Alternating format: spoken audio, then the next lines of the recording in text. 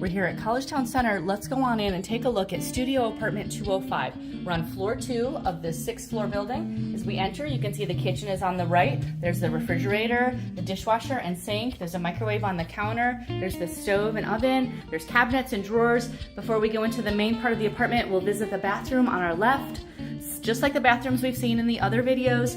So we have the tub shower, the vanity, and the toilet. There's a medicine cabinet on the wall as well. As we go into the apartment, we'll pass by the closet. Let's look in there. So you can see we've got some great hanging space in here.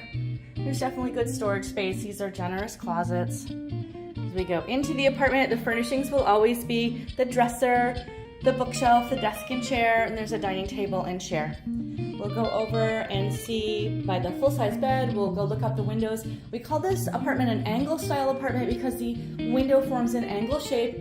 That main set of windows on the left is the same size of windows that we'll have in all the studio apartments. And then you get this additional window on the right. So it does make the apartment definitely brighter. We're here on floor 2 of this building. And we have this apartment available on floors 2, 3, 4, 5, and 6. It's the same layout. As you go higher up, you'll just get more sky. And you can see we do have a nice view out here. That's pretty. And so here's a look. We like to show you some different samples of these apartments so you can get some ideas for different furniture layouts. This one definitely has a very open feel, the way they've got the furniture set up in here. So that's a look at studio apartment 205, an Anglo style apartment here on floor 2 of this 6th floor building at Collegetown Center. We're located at 151 Dryden Road, right in the heart of Collegetown, and we're just 1 block from campus.